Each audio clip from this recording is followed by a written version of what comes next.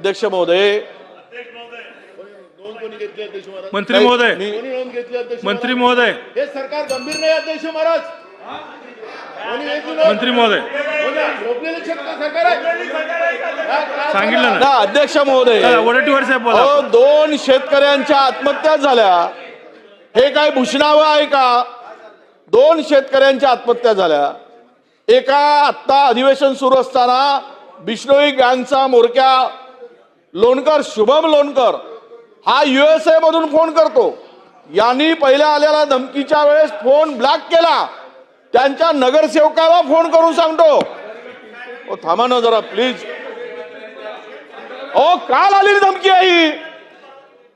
परंतु आम्ही असं नका करू गुलाबराव, तुम्ही आम्ही आमदार आहोत. वडेट्टीवार साहेब काल पुढे घ्या. नाही मी अध्यक्ष महोदय, काल आलेली धमकी, हे फोन उचलत नाहीत त्याचा म्हणून त्या शुभम लोणकरचा USA वरून मी तुम्हाला टेप जर ऐकून दाखवली सगळी, त्याच्या ऑडिओ रेकॉर्ड आहे सगळा. अध्यक्ष महोदय USA फोन करतो आणि त्याला सांगा म्हणतो की त्यांनी जर पैसे दिले नाहीत तर त्याला खतम करून टाकू.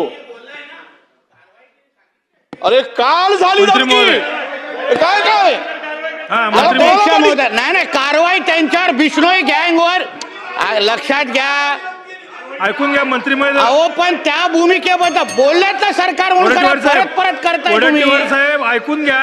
अहो अध्यक्ष महोदय, बरोबर तुम्हाला संधी देतो. अध्यक्ष महोदय, उद्या मंत्री महोदय, अध्यक्ष महोदय अमीन भाई, या बिश्नोई गँगच्या संदर्भात अध्यक्ष महोदय, सन्मान्य सदस्य, अध्यक्ष महोदय बसा. अध्यक्ष सन्मान्य सदस्य खानजींना जी काय धमकी आली अध्यक्ष महोदय, बिश्नोई गँगच्या संदर्भात जी सरकारची अधिकृत भूमिका त्या दिवशी आदरणीय मुख्यमंत्री साहेबांनी स्पष्ट केलेली आहे.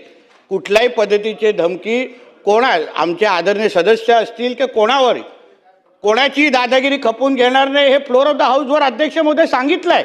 आणि म्हणून आदरणीय सदस्यांच्या बाबतीमध्ये जी काय त्यांची तक्रार आहे, जी काय माहिती आहे त्यांनी द्यावी. निश्चित ऑडिओ क्लिपिंग पण जे तुमच्याकडे पुरावे आहेत खान साहेब, जे तुमच्याकडे पुरावे आहेत ते तुम्ही पोलिसांना द्या. दखल निश्चितपणे घेतली जाईल अध्यक्ष.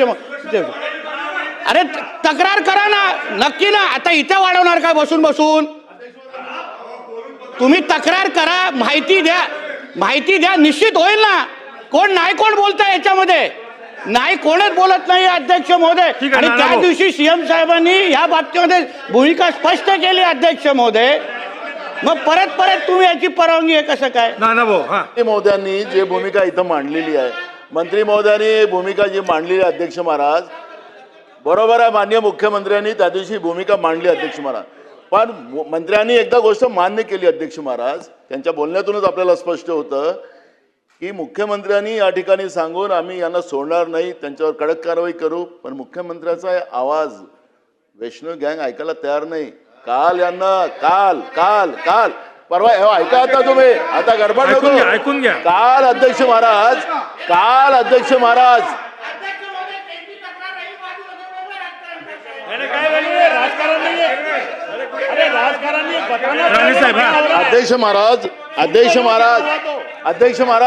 तक्रार करायची आमदार महोदयांना, त्यांची सुरक्षेची जबाबदारी आहे ना सरकारची अध्यक्ष महोदय. उगाच टार्गेट करण्याचं काम चाललं अध्यक्ष महोदय. आता स्थगन कशाबद्दल होता अध्यक्ष महोदय? स्थगन कशाबद्दल होता? अध्यक्ष महाराज माझं पूर्ण होऊ द्या. अध्यक्ष महाराज, मंत्री महोदय सांगतात, ते मंत्री आहेत त्याच्यामुळे त्यांना जास्त कळतं असं मला वाटतं. पण अध्यक्ष महाराज, हे विधानसभेचं अधिवेशन चालू आहे. अधिवेशनाच्या काळात एखादी घटना होते आणि म्हणून आम्ही सभागृहामध्ये, कारण की आमची जबाबदारी तुमची आहे अध्यक्ष महाराज, आम्हाला सुरक्षा प्रदान करायचं, आम्हाला संरक्षण करणं हे तुमची जबाबदारी आहे. आणि म्हणून आम्ही हा मुद्दा आज इथं आम्ही मांडतोय याच्यासाठी की काल झालेली घटना आहे. परवाच्या दिवशी मुख्यमंत्र्यांनी सांगितलं काल झालं, आणि म्हणून आम्हाला इथं राजकारण करायचं नाही आहे. पण अध्यक्ष महाराज, आज आमच्यावर आहे, उद्या तुमच्यावर येणार. सिद्ध केलं. आम्हाला सुरक्षेचा विषय नाही आहे, हा सुरक्षेचा विषय नाही आहे अध्यक्ष महाराज. या राज्यामध्ये कायद्याचं राज्य राहिलं की नाही राहिलं? काय बोलताय तुम्ही? गुलाबराव पाटील साहेब,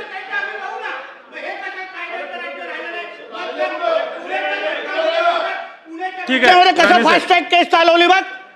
मग त्याच्याबद्दल कौतुक केलं ना. मग अध्यक्ष महोदय ह्यांना काय संरक्षण द्यायचे? अध्यक्ष महोदय आम्ही देऊ ना. अध्यक्ष महोदय कायद्याचं राज्य नाही राहिलंय, कशाला वाक्य पाहिजे?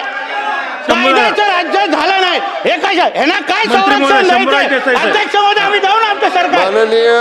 माननीय अध्यक्ष महोदय, सन्मान्य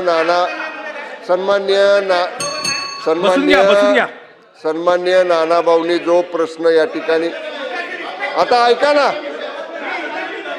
अरे ऐका आता वडेट्टीवार साहेब,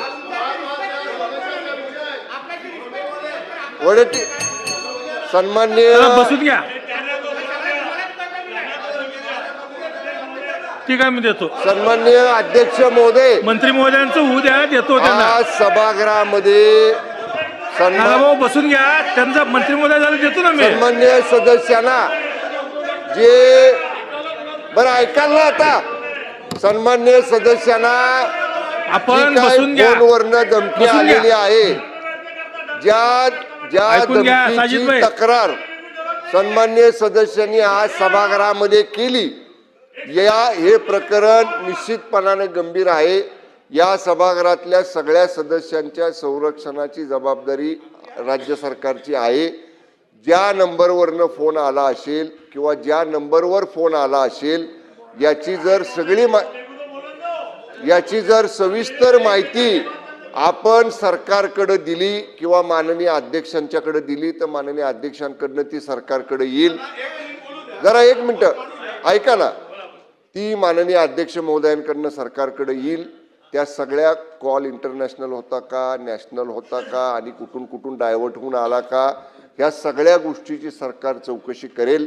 आणि संरक्षण सन्मान्य सदस्यांच्या संदर्भातला निश्चित आयुक्तांना सूचना दिल्या जातील की या तक्रारीच्या अनुषंगानं संरक्षणाचा आढावा माननीय सदस्यांच्या घ्यावा आणि संरक्षण वाढवण्याची जर आयुक्तांना आवश्यकता भासली तर आयुक्तांच्या स्तरावर तो निर्णय सुद्धा घेतला जाईल.